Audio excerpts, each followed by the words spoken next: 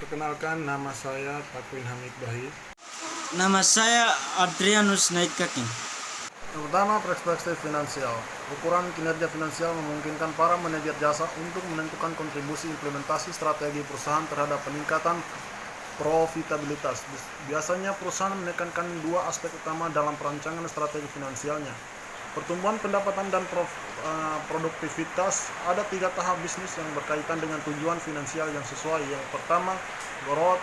Unit bisnis yang memiliki produk dan jasa dengan potensi pertumbuhan signifikan dan membutuhkan sumber daya, misalnya fasilitas operasi dan jejaring distribusi, cukup besar guna memanfaatkan peluang besar yang tersedia. Yang kedua, sustain. Unit bisnis yang berkemungkinan untuk mempertahankan atau mungkin pula meningkatkan secara modern pangsa pasarnya dari tahun ke tahun. Yang ketiga, harvest.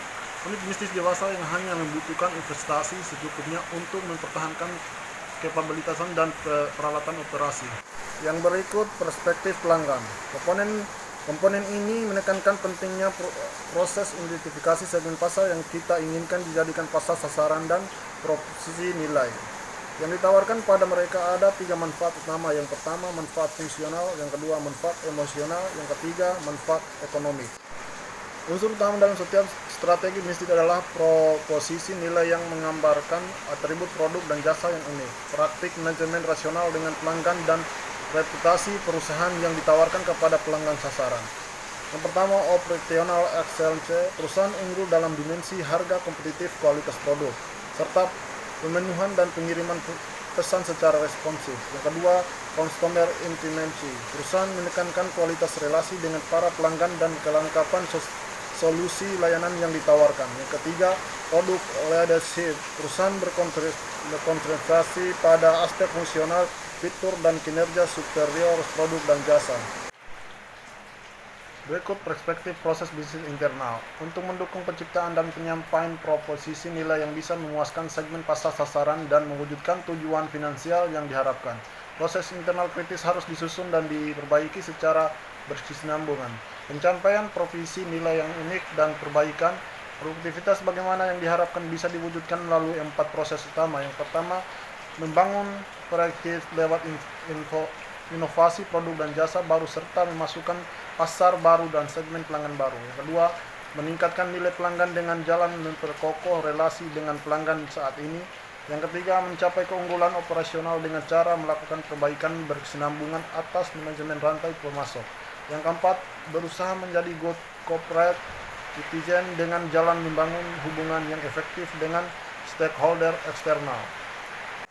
Yang berikut perspektif pembelajaran dan pertumbuhan. Komponen keempat, Blackett Scorecard, ini mencerminkan infrastruktur yang harus ditambahkan organisasi dalam rangka mencapai tujuan-tujuan jangka panjang. Kapabilitas pembelajaran organisasional sangat esensi dalam mendukung perkembangan keunggulan kompetitif berkesinambungan dan bisa difasilitasi dalam 3 faktor utama. Yang pertama, gaya kepemimpinan fasilitas dan membudayakan.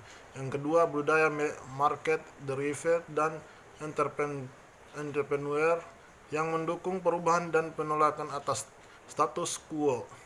Yang ketiga, struktur organisasi yang memiliki proses fleksibel dalam komunikasi, koordinasi, dan penyelesaian konflik antar anggota organisasi dan konflik dengan mitra pembelajaran.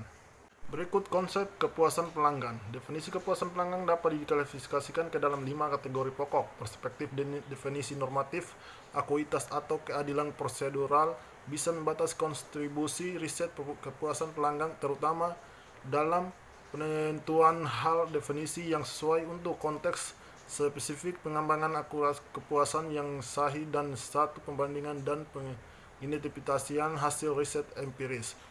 Rangka tersebut mengidentifikasi komponen utama dalam definisi kepuasan pelanggan. Yang pertama, tipe respon. Kedua, fokus respon. Ketiga, time respon. Dinasti bisa terjadi pada berbagai situasi pembelian, terutama dalam kondisi. Yang pertama, banyak pilihan yang masing-masing relatif sama menariknya. Yang kedua, keputusan pembelian bersifat final dan tidak dapat dibatalkan, ditarik kembali. Yang ketiga, konsumen bebas menentukan pilihan dalam artian tidak ada paksaan atau tekanan untuk memilih merek tertentu. Yang keempat, situasi pembelian dengan tingkat komitmen keterlibatan tinggi. Yang kelima, produk atau jasa yang dibeli tersebut sangat penting artinya bagi konsumen. Yang keenam, situasi pembelian dengan risiko atau fungsional, fisik, finansial, sosial, dan psikologis yang relatif tinggi. Manfaat program kepuasan pelanggan. Reaksi terhadap produsen berbiaya rendah, persaingan dalam banyak industri ditandai dengan dalam berbagai kuasa. Hal ini menyebabkan pemotongan harga menjadi senjata strategi untuk meraih pangsa pasar. Yang kedua, manfaat ekonomi retensi pelanggan versus prospecting. Berbagai studi menunjukkan bahwa mempertahankan dan memuaskan pelanggan saat ini jauh lebih murah dibandingkan upaya terus-menerus menarik atau memprospek pelanggan baru. Yang ketiga, nilai kumulatif dari relasi berkelanjutan. Berdasarkan konsep upaya mempertahankan loyalitas pelanggan terhadap produk dan jasa perusahaan selama periode waktu yang lama bisa menghasilkan anuitas yang lebih besar daripada pembelian individual. Yang ketiga, daya persuasif, get hook tular atau word of mouth. Dalam banyak industri atau terutama sektor jasa, pendapatan atau opini ini posisi dari teman dan keluarga jauh lebih. Program kepuasan kepada pelanggan. Barang dan jasa berkualitas, relationship marketing, program loyalitas, fokus pada pelanggan terbaik, sistem penanganan komplain secara efektif, unconditional guarantees, model konseptual kepuasan pelanggan. Expectancy disconfirmation model, equality theory, attribution theory, experiential effective feeling, assumption contrast theory, opinite process theory, model attendant konsekuensi pelanggan, pengukuran kepuasan pelanggan. Kepuasan pelanggan keseluruhan atau overall customer satisfaction, dimensi kepuasan pelanggan, konfirmasi harapan atau confirmation of expectation, nilai beli uang atau